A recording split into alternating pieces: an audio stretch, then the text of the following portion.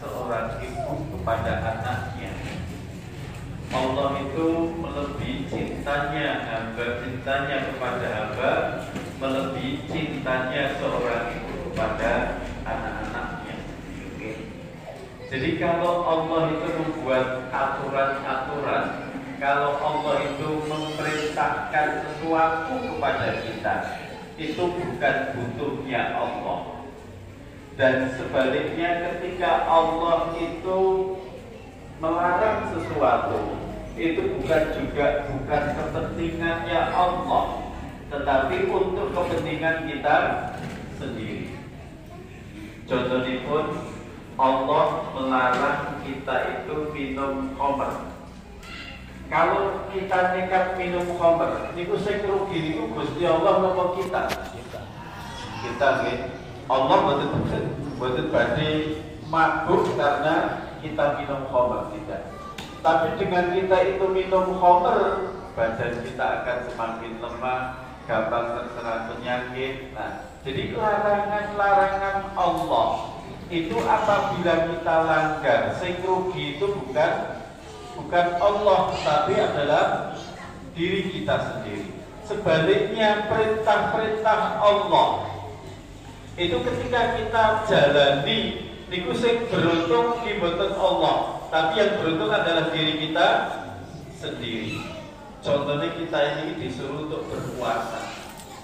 Puasa niku yang kita mau belajar ilmu kesehatan, ilmu psikologi, manfaat puasa untuk diri kita itu besar sekali. Jadi bapak-bapak, ibu-ibu sekalian, inilah belas kasihnya Allah. Allah itu melarang kita agar kita itu tidak mendapatkan keburukan. Allah itu memerintahkan kita agar kita mendapatkan banyak kebaikan. Nah, Bapak Ibu sekalian, di antara bentuk perintah yang diberikan oleh Allah, atau di antara bentuk kasih sayang yang Allah berikan kepada kita, adalah kita ini disuruh untuk berdoa kepada Allah, meminta kepada Allah.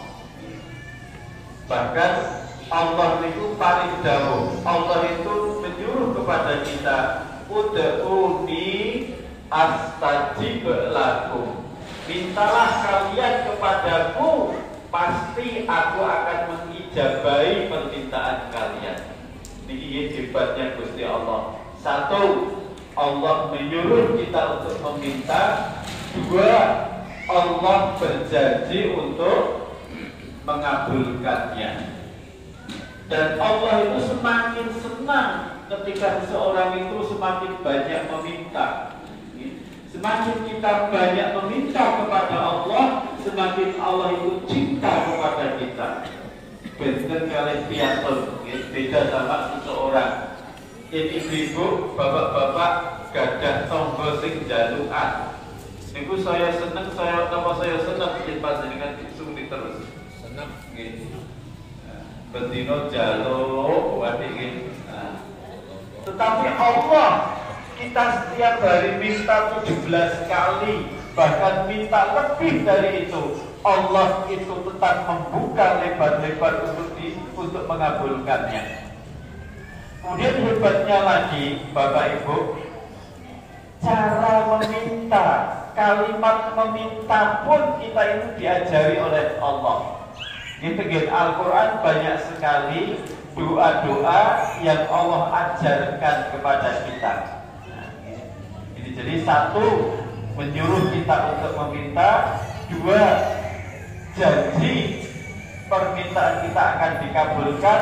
Tiga, cara meminta pun kita ini diajari oleh Allah. Nah, sore hari ini saya akan menyampaikan doa yang saya yakin panjenengan semuanya hafal doa ini, tetapi tidak ada jeleknya untuk kita kupas bersama, ya. Apa maksud dari doa yang kita baca setiap hari, yang disebut dengan istilah doa sapu jagat. Sampun hafal nggih Bapak Ibu nggih?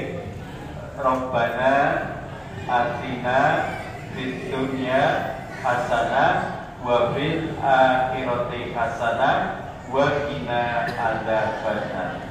Monggo saderengipun kita ucai doa menika kita nyuwun dumateng Gusti Allah rumiyin doa itu tadi doa kalau nggih sareng-sareng tunggal kali 3 Rabbana atina fid dunya hasanah wa fil akhirati hasanah wa qina adzabannar. Ibu-ibu piyambak coba 1, 2, 3.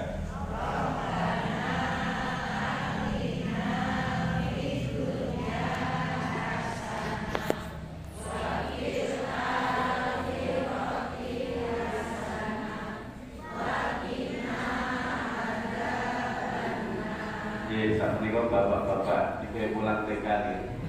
1, 2, 3. Rabbana atina fid dunya hasanah wa fil akhirati hasanah wa qina adzabannar.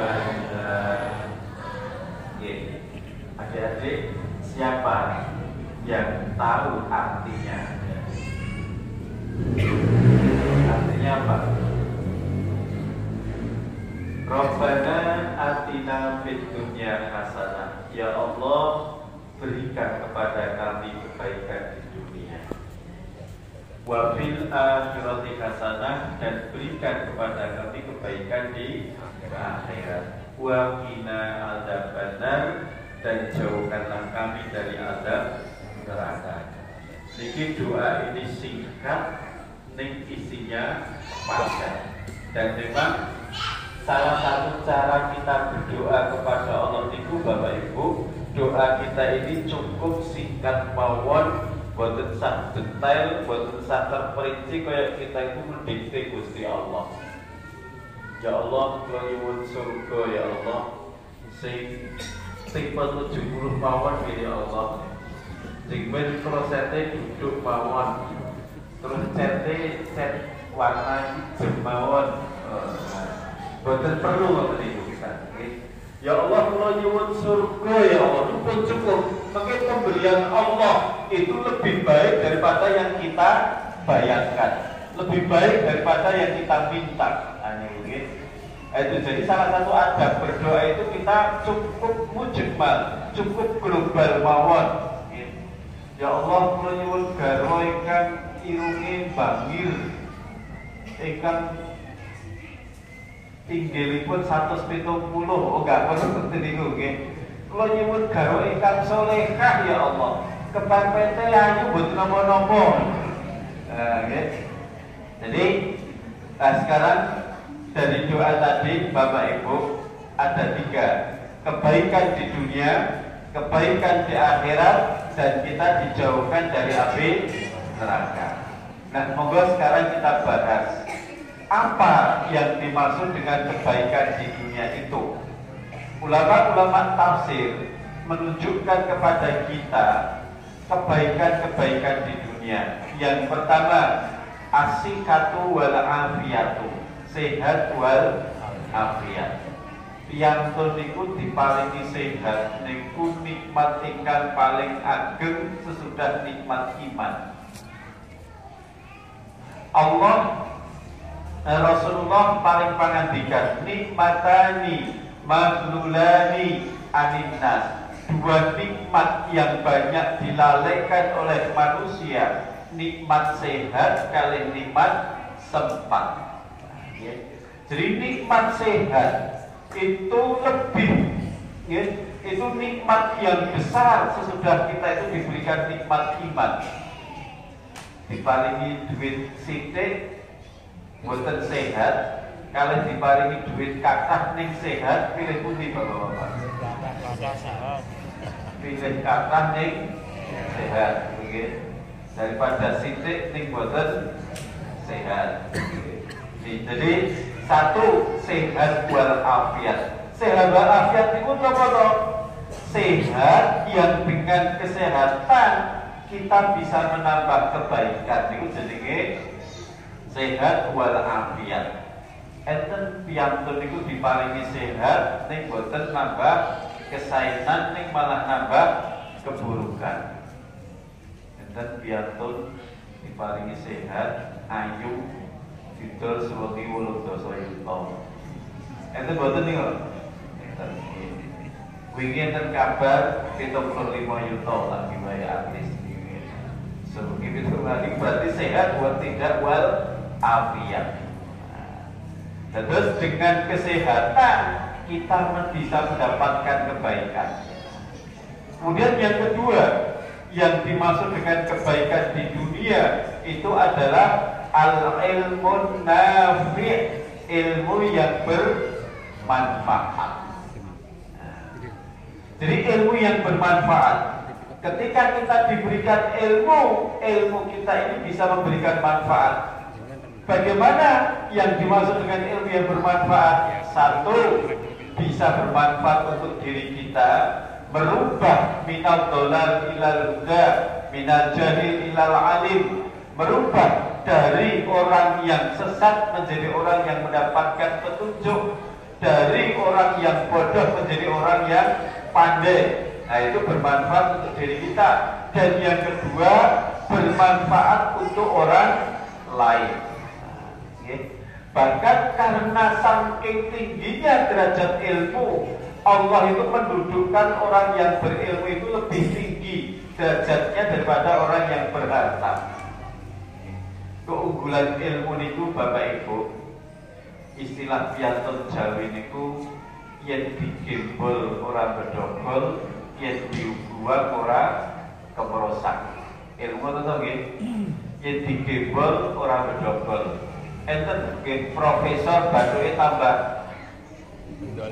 bendol betul to nggih. Boten kintok. Yen duit digembol, apa meneh duwite koin receh, gembol 1.000 wis bedogol nggih. Itu keunggulan pertama ilmu itu. Kemudian yang kedua, ilmu niku yang diguang niku bertambah. Yang duit diguang berkurang. Milanipun cara kita menjadi pandai itu mengajarlah. Dan itu pendapat apa? Nasihat dari Imam Nawawi. Yang kepingin pinter mengajar, karena orang yang mengajar itu pasti belajar. Nah, maksudnya, terus itu keunggulan yang kedua orang berilmu itu. Dan yang ketiga, ilmu itu bisa menjaga kita dari keburukan. Tapi kalau harta harus kita jaga dari kehilangan. Itu nggih. Duwe bodoh dekek sak gon-gon, oh, hilang. Ilmu ini justru bisa menjaga kita. Maka al ilmu nafi, ilmu yang bermanfaat, dan ini menjadi amal jariah kita. Walaupun misalnya mas-mas punya ilmu tentang komputer, diajarkan kepada orang lain, maka dengan ketika mengajarkan kemudian orang lain bisa mendapatkan manfaat, itu bisa menjadi amal jariah. Bapak-bapak gadah ilmu tentang cara menanam yang bagus, diajarkan kepada orang lain, kemudian diamalkan, itu bisa menjadi amal jariah. Nah, apalagi dalam hal perkara ilmu agama. Okay. Jadi al ilmu nafi, ilmu yang bermanfaat. Kemudian yang ketiga, Bapak Ibu, yang dimaksud dengan kebaikan di dunia itu adalah az-zawjatul hasanah, jodoh yang baik. Yen wong lanang kaparingan garwa ingkang salehah, menawi ibu kaparingan garwa ingkang soleh. Nah, ini Masya Allah. Pripun to garwa suami sing saleh niku pripun to? Yen teng surat An-Nisa 34 nika ar-rijalu qawwamuna 'alan nisa. Wong lanang itu sebagai penanggung jawab untuk istrinya. Dan penanggung jawab ini dijelaskan oleh Abu Bakar Al-Jazairi, seorang ulama, itu dengan 3 perkara. 1, seorang laki-laki itu harus bisa melindungi istrinya. Itu tugas pertama, melindungi. Dan perlindungan yang paling berat, perlindungan yang paling agung adalah melindungi dari api neraka. Ku anfusakum wa ahlikum nar, jagalah dirimu dan keluargamu dari api neraka. Ini tugas suami. Ngajak-ajak jobojo ayo mlebu surga bareng. Oke. Nah, jadi melindungi istri dari api neraka. Dan yang kedua, melindungi istri dari omongan suami. Kadang-kadang nyun sewu, bapak-bapak yang kali istri ini tetangga pangandikanipun halus, ningin kali istri ini piyambak pangandikanipun nggih halus nggih. Nah, jadi melindungi istri dari omongan suami yang tidak baik. Kadang-kadang ngendika nyelekit. Kemudian yang kedua, penanggung jawab itu maksudnya adalah menghargai. Seorang suami harus bisa menghargai istri, memberikan penghargaan kepada istri. Kadang-kadang istri itu perlu dilem, perlu dipuji. Terus nomor 3, tugas suami itu sebagai penanggung jawab maksudnya al-islah, memperbaiki, didandani. Bagaimanapun seorang istri itu kulikatil mar'atu min dila, wong wedok niku diciptakan dari tulang rusuk yang bengkok. Yen boten nate dikandani, boten nate dinasehati, boten nate diajak pengajian, oh wong wedok niku saya boten cetha. Perlu nasihat. Wong sing bendina ngaji kadang-kadang ya perlu nasihat. Kalau tanpa dibatengi ibu-ibu yang badai belanja ten peken sing sampun dicatet niku tuh 20 macam, ngoten nggih. Terus biasanya pun mengke sing ditumbas tetap 20 macam apa yang tambahane, Bu? Kata tambahane apa kata sing dicatet? Nah, niku nggih. Milanipun bapak-bapak biasanya pun yang dipun anturi ngantar istri ke pasar biasanya boten sabar ya, pilih dengan keringan apa kita ke parkiran kalau piyambak nggih ngoten nggih apa kowe bertepi itu pakaian jahitan dihitung kok jiwet benike dihitung kadang-kadang dikilani iki padha ora jarake nggih. Nggih, jadi itu tugas suami gitu bapak-bapak.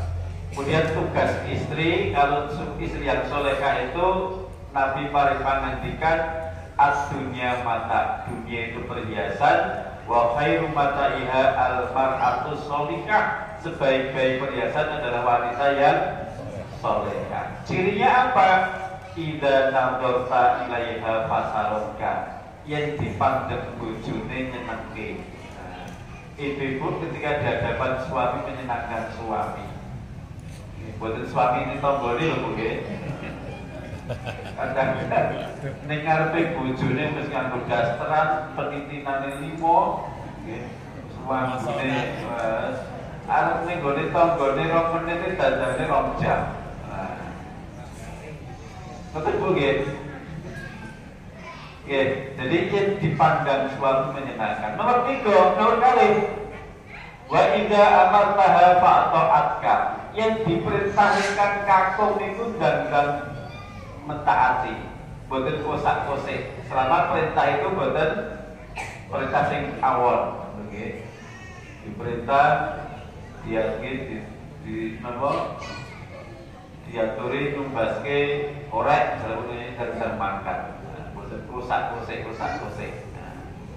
Nomor 3, wa idza ghaba anha, yang suami tidak ada di rumah, maka istri itu menjaga kehormatan suami boten ngrasani sing dirasani bojone dhewe-dhewe.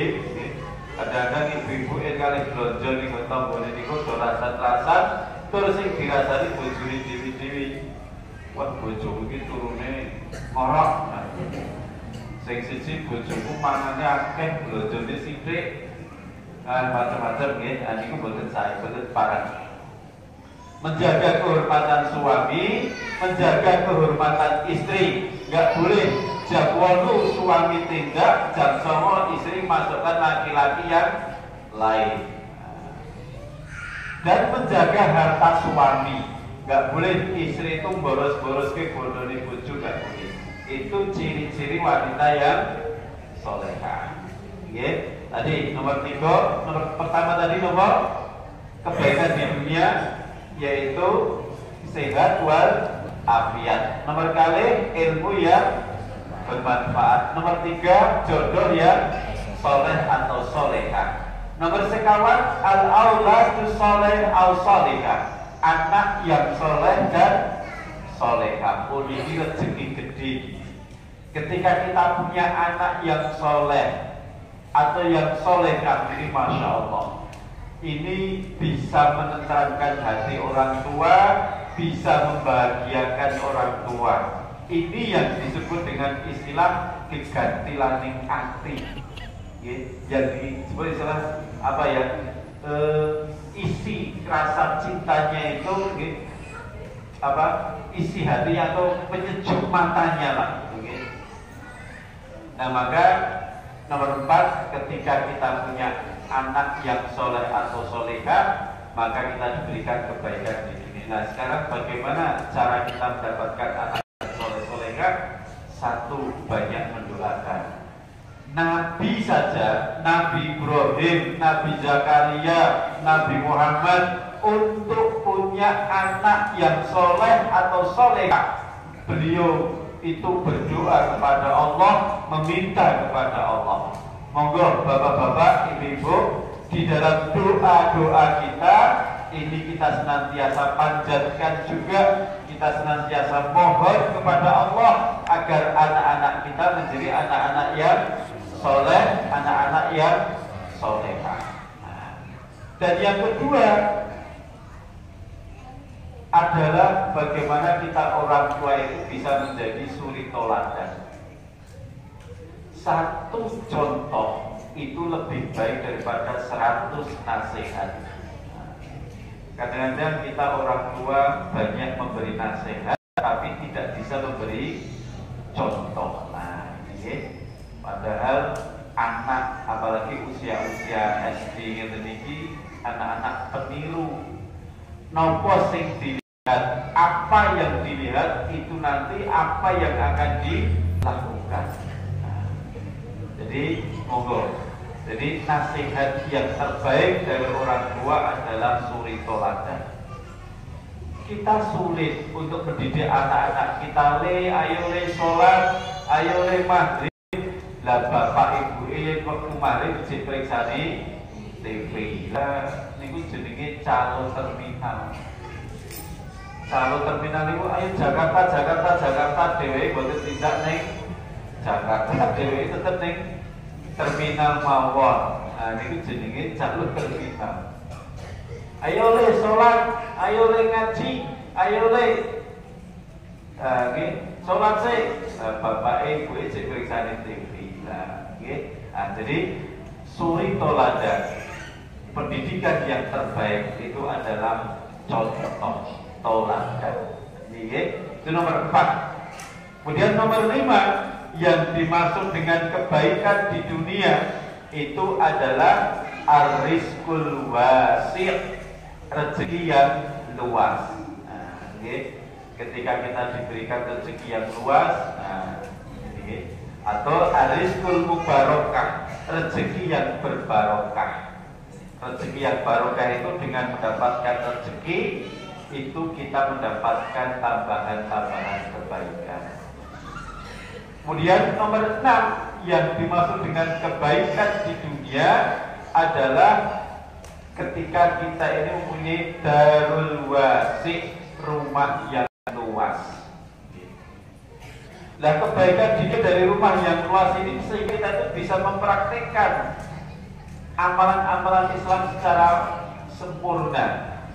Walaupun ya kita nggak dosa, nggak apa-apa, dan bukan keburukan. Kalau kita ini di rumah kok LSS ya nggak masalah, rumah sangat sempit sekali, selonjor susah, ya nggak masalah. Tetapi ketika kita diberikan rumah yang luas, ketika kita punya anak 5 misalnya, tiap anak berikan dewi-dewi, ada ruang tamu, ada ruang keluarga, ada ruang dapur sendiri. Nah, ini akan lebih baik. Itu kebaikan di dunia. Kemudian yang selanjutnya, ar-raqibul khair, kendaraan yang baik. Kendaraan sing bisa memudahkan kita menuju ke tujuan.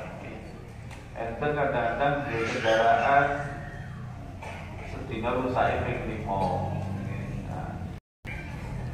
Nggih, mboten napa-napa, ning ketika kita diberikan yang lebih baik, nah ini masya Allah. Dan selanjutnya kebaikan di dunia ini kalau percepat mohon nggih, mengatur waktunya. Kebaikan di dunia yang selanjutnya adalah ketika kita mempunyai tetangga yang baik. Yen gadah tangga sing troublemaker ngoten niku, kadang-kadang ini sak gawean dhewe. Maka kita minta kepada Allah agar kita itu diberikan tetangga yang baik. Bahkan ada nasihat pepatah Arab mengatakan begini, al-jaru qabla daru, memilih tetangga lebih diutamakan daripada memilih rumah. Artinya menawi bapak-bapak, ibu-ibu, mas-mas badhe tumbas tanah atau rumah, maka salah satu pertimbangan yang harus dipikirkan adalah bagaimana tetangganya. Kondusif boten iki. Lah yen ketoke murah ning lingkungan sing boten cetha wonten niku, niki yo mengke dadake masalah.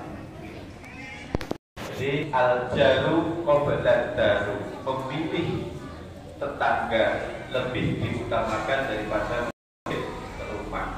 Maka lingkungan ini sangat berharga sekali, dan itu bahkan akan mempengaruhi anak-anak kita, karena salah satu pendidikan itu adalah lingkungan.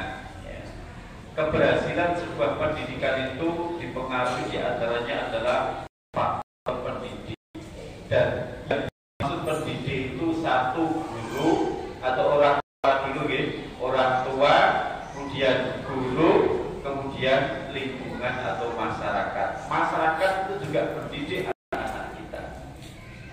Berapa banyak anak-anak itu neng omah rata diajari omongan elek, metu 3 jam mulai sobi-sobi wong tuane.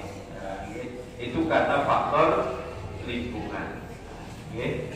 Kemudian yang terakhir, Bapak Ibu, yang dimaksud dengan kebaikan di dunia itu adalah julukan yang baik di masyarakat. Dan ini perlu kita minta. Nabi Ibrahim itu mengajarkan doa, Rabbana hab lana hukma wa alhikna bisyolihin waj'alna lisana sidqin fil akhirin. Ya Allah, jadikanlah aku ini buah tutur kata yang baik untuk orang-orang sesudahku. Jadi julukan yang baik. Nanti ketika kita itu mati, maka orang mengenal kita itu kebaikan-kebaikan kita. Bapak ke senengane sedekah, bapak ke wonge lomo, bapak ke wonge seneng nang masjid, bapak ke wonge apik karo tangga, seneng pepaweh, seneng tetulung. Ini kan julukan yang baik. Jangan sampai nanti ketika kita itu mati, tangga terparu malah keplok, tangga terparu malah bertepuk tangan. Alhamdulillah, pitikku iso mendok situ. Karena sing bedok pitik adalah Alhamdulillah rambutan ini soaban. Karena saya kurang lebih rambutan kita. Saya bilang kita. Ya. Jadi julukan yang baik. Ada peribahasa harimau mati meninggalkan apa? Belah. Terus apa boleh? Gajah mati meninggalkan gading. Orang manusia mati meninggalkan nama hutan. Nah, gitu. Maka monggo, kita ini memberikan suasana yang baik. Orang yang beriman, orang Islam, seyogianya di mana saja itu meninggalkan jejak-jejak yang baik.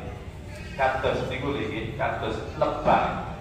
Lebah niku tawon niku enco-encokane di tempat-tempat yang baik. Terus sing ditinggalke lebah niku ki barang sing sae berupa mati.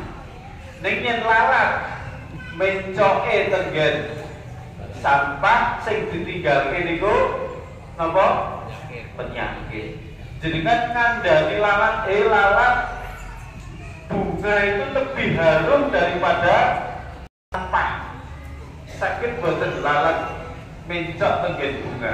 Tetep pilih tenggen sampah. Kelas lalat nggih ngoten niku. Lah maka monggo bapak-bapak, ibu-ibu sekalian, yes, kita ini meninggalkan jejak-jejak yang baik, ya, meninggalkan jejak yang baik sehingga nanti kita ketika mati itu orang itu mengenal kita dengan kebaikan-kebaikannya. Nasihat Bapak Luqmanul Hakim kepada anaknya gitu. Le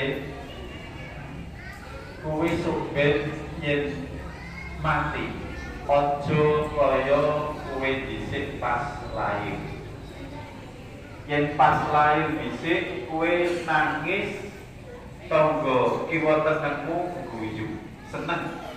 Lah suben yen mati ojo yo ngono kuwi. Yen mati kowe kudu iso guyu tangga teparumu kudu iso nangis karena kehilangan kita.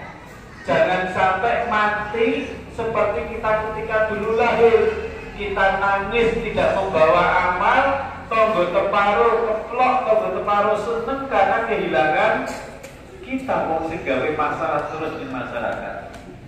Nah, nggih dibalik. So, besok ketika kita mati kita senyum dan membawa amal yang banyak dan tetangga-tangga kita menangis karena kehilangan kebaikan-kebaikan kita. Insyaallah ini Bapak Ibu sekalian, itu yang bisa saya sampaikan. Tadi sudah ada pesan 17.30, sudah lebih dari 15 menit.